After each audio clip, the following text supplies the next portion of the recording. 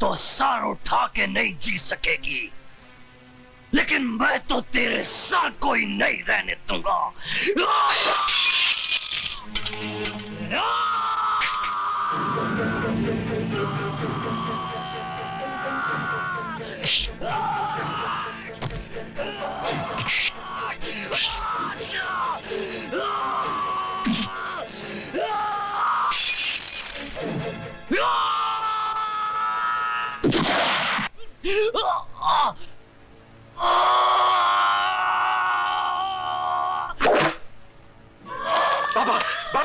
बाबा ठीक तो है ना बाबा?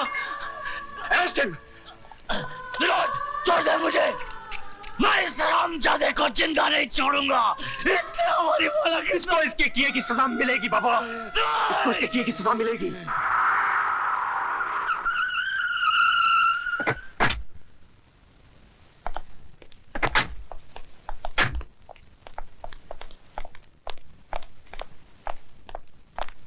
आइए।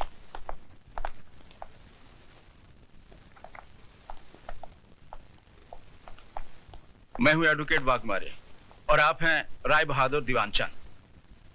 बैठिए। और ये है इनके बेटे राज का बेल ऑर्डर।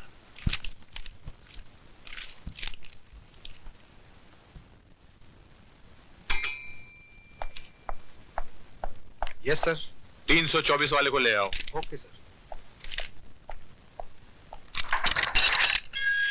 बुलाओ, साहब ने तुमको बुलाया।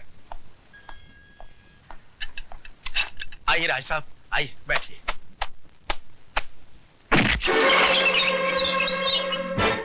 जब तक बाप खड़ा हो बेटे को नहीं बैठना चाहिए। लेकिन इनके बाप तो ये हैं और ये बैठे हुए हैं। बाप थे जब ये सिर्फ बेटा था, अब ये मुजरिम है। कानून इसका बाप है। Just who do you think you are, Inspector Khan? I don't think. I know who I am. मैं भारत सरकार का सिपाही हूं, जिसे हक दिया गया है कि जो कानून की लकीर पर पांव रखे उसके पांव काट कर फेंक दो। इंस्पेक्टर खान, तुम्हें यह वर्दी सिर्फ इसलिए मिली कि तुम मुजरिम को गिरफ्तार करो, इसलिए नहीं कि तुम उसे सजा भी दो। और आपको यह काला कोट इसलिए दिया गया है कि आप सच्चाई को अदालत के सामने पेश करें, इसलिए नहीं कि अपने मौकिल की बड़वागिरी करें। अरे जिस रुमाल से आप अपना मुंह साफ करते हैं, उसी रुमाल से आप अपने मौकिल की गंदगी साफ करते हैं। वाह, आपकी तो तारीफ करनी पड़ेगी इंस्पेक्टर खान। एक पब्लिक सर्वेंट होके पब्लिक के साथ कैसा सलूक कर रहे हैं। थोड़ी तारीफ अपने बेटे की नहीं करेंगे, जिसने एक मासूम लड़की की इज्जत छोटे छोटे बच्चों के सामने नीलाम कर दी। तुम मिडिल क्लास के हो ना, तुम्हें क्या मालूम कि अय्याशी क्या होती है, दौलत का नशा क्या होता है। वो सारा नशा 7 साल की सजा सुनते ही उड़ जाएगा। वो मैं अदालत में देख लूंगा। चलो बेटे, let's get the hell out of here.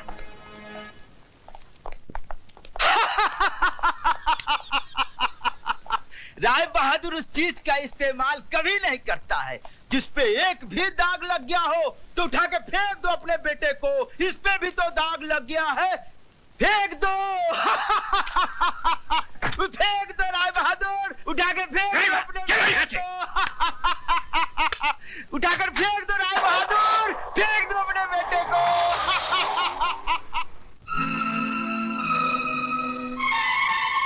Rai Bahadur उस चीज का इस्तेमाल कभी नहीं करता है जिस पे एक भी दाग लग गया हो तो उठा के फेंक दो अपने बेटे को। इस पे भी तो दाग लग गया है। अरे जिस रुमाल से आप अपना मुंह साफ करते हैं, उसी रुमाल से आप अपने मौकिल की गंदगी साफ करते हैं।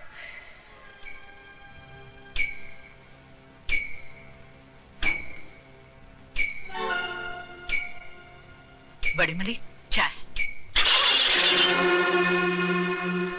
शर्म आती है हमें तुम्हें अपना बेटा कहते हुए। तुम्हारी इस जलील हरकत की वजह से एक 2 कौड़ी के पुलिस ऑफिसर ने हमसे जिस तरह बातें की हम ही जानते हैं। तुम्हें इस खानदान की इज्जत का ख्याल है कि नहीं? I'm sorry, Dad. सॉरी? तुम्हारे सॉरी कहने से इस हवेली पे लगे हुए दाग मिट जाएंगे क्या? अरे जवानी इतनी भड़क रही थी तो खरीद लेते उस चीज को, यूं ही मुंह मारने की क्या जरूरत थी? गुस्सा थूक दीजिए बाबूजी, बच्चा है, गलती हो गई। इस गलती की सजा जानती हो तुम? 7 साल इसे जेल में चक्की पीसनी पड़ेगी। इसकी आंखों की चमक और इसके गालों की लाली बुढ़ापे के अंधेरे में बदल जाएगी। ऐसा कुछ भी नहीं होगा बाबूजी, अगर आप थोड़े ठंडे दिमाग से काम लेंगे तो। मतलब? हैसियत ही क्या है उस लड़की की?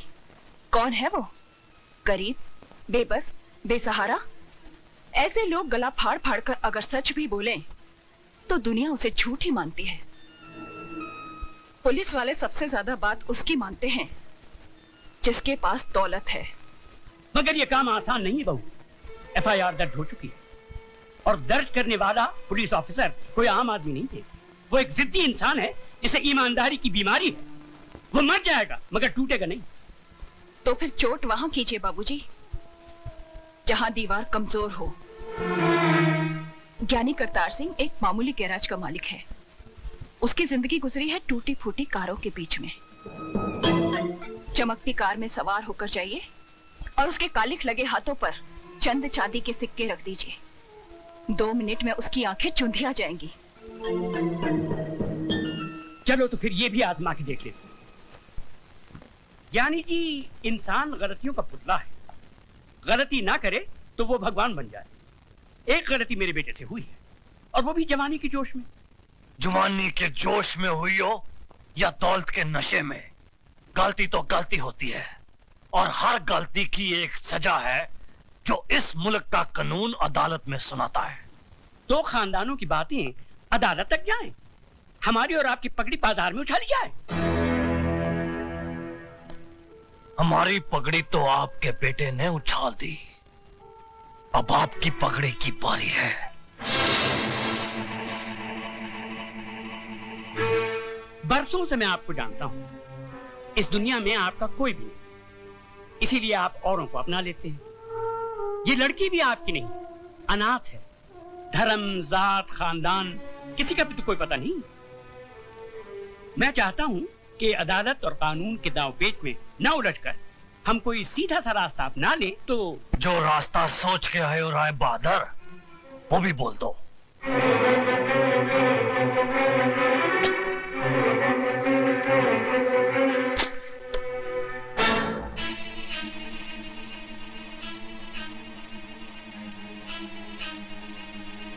ये 2 लाख रुपए हैं।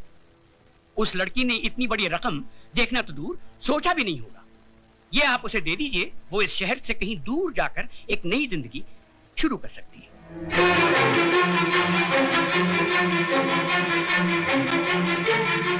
राय बहादुर, सुझाव तुम्हारा बहुत अच्छा है। जरा 1 मिनट यहीं ठहरना, जाना नहीं। 1 मिनट। हाँ,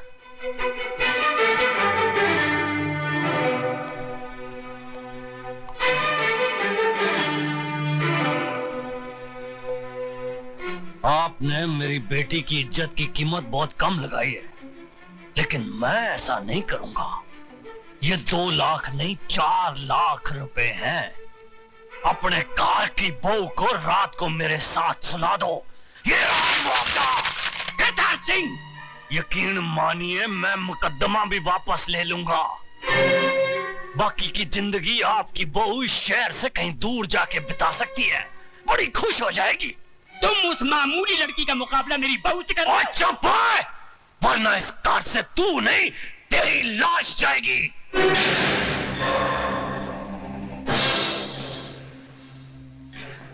वो दौलत का जिन्ना जोर लगाना लगा ले। जेल की चक्की ना पिसवा दी ना तेरे बेटे को, तो मेरा नाम सरदार करतार सिंह नहीं। फुटे चक देगा तुहाडे सबदे।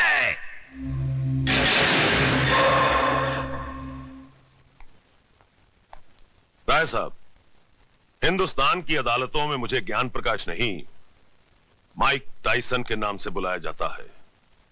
जिस तरह वो बॉक्सिंग रिंग में उतर के घूंसों की बौछार कर देता है, उसी तरह मैं अदालत में गंदे और अश्लील सवालों की बारिश कर देता हूं। आपके बेटे ने तो उसके कपड़े उतारने के लिए अपने हाथों का इस्तेमाल किया होगा, लेकिन मैं उसे अपने सवालों से नंगा करूंगा। रेप क्या है उसका मतलब मैं समझाऊंगा उसे। अदालत में जब बलात्कार का मुकदमा चलता है तो ऐसा लगता है कि यह अदालत नहीं, जिस्म बेचने का बाजार है, जहां औरत के जिस्म के हर उस हिस्से की बात होती है जिसे भगवान ने शर्म की मिट्टी से संवारा है। माला, तुम सुन रही हो ना? आप बोलते जाइए। जानती हो कैसे कैसे सवाल पूछे जाएंगे? जब तुम्हारा बलात्कार हो रहा था तो तुम्हारी साड़ी कहां थी? जांघों के ऊपर या जांघों के नीचे? ब्लाउज कहां था? बदन पे था या उतार लिया गया था? रेप करने वाले के हाथ तुम्हारी जांघों पर थे या तुम्हारे स्तन पर? चुप कर वकीला, चुप कर। अगर मेरी बेटी से ऐसे गंदे गंदे सवाल पूछे जाएंगे तो नहीं चाहिए मुझे इंसाफ। लेकिन मुझे चाहिए इंसाफ। क्या पूछेगा वो वकील? यही ना कि उस लड़के का हाथ कहाँ था, जांघों पर या छाती पर? छाती क्या होती है वो मैं उसे बताऊंगी। यह है छाती, जिसका दूध पीकर हर मर्द की छाती चौड़ी होती है। इसे कहते हैं स्तन। अगर अपनी माँ का दूध पीते वक्त ठीक से न देख सका हो तो मैं उसे दिखाती हूँ। मैं औरत हूँ और मुझे फक्र है कि मैं वो काम कर सकती हूँ जो दुनिया का कोई भी मर्द नहीं कर सकता। अपने जिस्म में एक नए इंसान को जन्म दे सकती हूँ। अपनी छाती का दूध पिलाकर उसे बड़ा कर सकती हूँ, जो आगे चलकर राम या रहीम बनेगा। शाबाश माला, शाबाश। अगर हिंदुस्तान की हर औरत तुम्हारी तरह बेखौफ हो जाए तो इस समाज में औरत को वही दर्जा मिलेगा जो उसे मिलना चाहिए। शाबाश।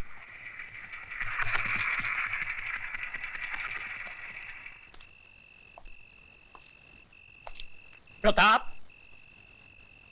अरे डैडी, आप अंदर आइए ना। नहीं, यही ठीक है। हमारे दामाद होकर भी तुम हमारे खिलाफ मुकदमा लड़ रहे हो। मैं आपके खिलाफ नहीं, जुर्म के खिलाफ लड़ रहा हूं। तुम जानते हो हमारा वकील कौन है? जानता हूं, मिस्टर ज्ञान प्रकाश, जो आज तक कोई भी मुकदमा नहीं हारा, लेकिन इस बार वो हारेगा। क्या सुधा को मालूम है कि तुम हमारे खिलाफ? डैडी, मुझे सिर्फ मालूम ही नहीं है, बल्कि मैंने खुद इनसे कहा था कि माला का मुकदमा ये लड़े। सुधा, तुमने? डैडी, राज के जुर्म को छुपाइए मत, वरना एक दिन। मैं तुम्हारा भाषण सुनने नहीं आया हूं यहाँ। तो फिर आप जा सकते हैं।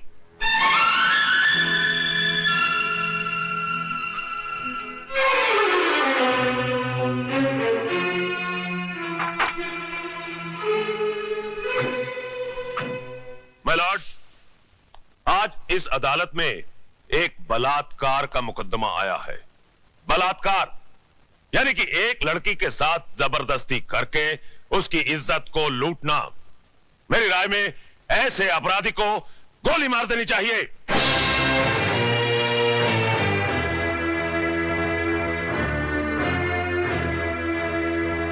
अगर एक लड़की अपनी मर्जी से एक लड़के के साथ हम बिस्तर होती है और उसके बाद अपने कपड़े खुद ही फाड़ती है, अपने बाल बिखेरती है और अपने ही नाखूनों से अपने बदन पे निशान लगाकर चिल्लाती है, बचाओ बचाओ मेरा बलात्कार हो गया, तो क्या अदालत मान लेगी? I object your honour. मेरे फाजिल दोस्त मिस्टर ज्ञान प्रकाश एफआईआर में दर्ज रिपोर्ट को झूठा कह रहे हैं। झूठी रिपोर्ट को झूठा कहना गलत नहीं है वकील साहब। रिपोर्ट लिखी किस पुलिस ऑफिसर ने थी माय लॉर्ड? उस पुलिस ऑफिसर ने जो सरदार करतार सिंह के कर्ज तले दबा है और बचपन में एक चोर था। इंस्पेक्टर खान, क्या ये सच है? माय लॉर्ड, दरअसल आप सिर्फ हाँ या ना में जवाब दीजिए। ये सच है। That's all your honour. जिस इमारत की नींव ही खोखली हो, उस इमारत का अंजाम क्या होगा? आगाज हुआ ही नहीं और आप अंजाम तक पहुंच गए वकील साहब। इस हादसे के चश्मदीद गवाह हैं योर ऑनर 40 मासूम छोटे छोटे बच्चे, जिन्हें ना ही आपकी बुलंद आवाज का खौफ है और ना ही किसी अंजाम की परवाह। आप फिक्र मत कीजिए वकील साहब, धीरे धीरे सबको बुलाऊंगा इस कटहरे में। माय लॉर्ड, सबसे पहले मैं मिस माला से कुछ सवाल पूछना चाहता हूं।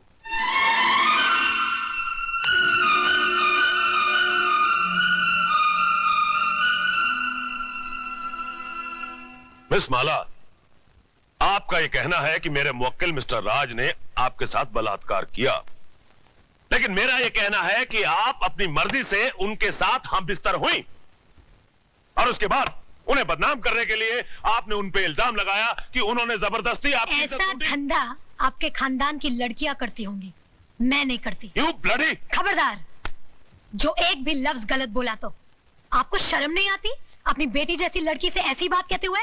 मिस माला, ये मंदिर नहीं जहां पर वचन किया जाए, ये अदालत है जिसमें एक मासूम की जिंदगी का फैसला होने वाला है। जिसने मेरी जिंदगी को गाली बना दिया वो आपको मासूम लग रहा है, इसलिए कि उसने आपकी जेब में हरे हरे नोट भर दिए? अगर नोटों के लिए ऐसे ही अपने जमीर को बेचते रहे तो एक दिन इसी कटहरे में मेरी जगह आपकी बेटी खड़ी होगी, जो ऐसे किसी रईस के बेटे की हवस की शिकार हुई होगी। उस दिन न तो ये नोट आपके काम आएंगे और न ही आपकी आवाज गले से बाहर निकलेगी।